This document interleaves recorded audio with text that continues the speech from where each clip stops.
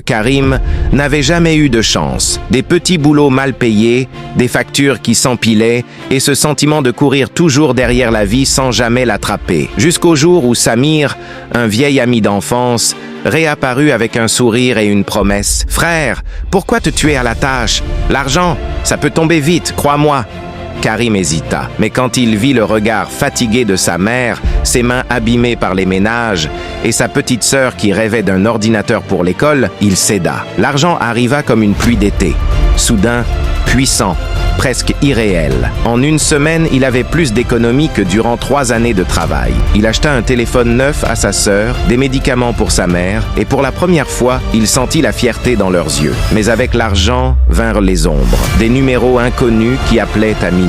Des regards lourds dans la rue. Des dettes dont il ignorait l'existence, mais qui, semblait-il, le liaient déjà. Un soir, un inconnu l'attendait devant sa porte. Costume sombre, sourire glacial. « Tu as bien profité, Karim, mais rien n'est gratuit.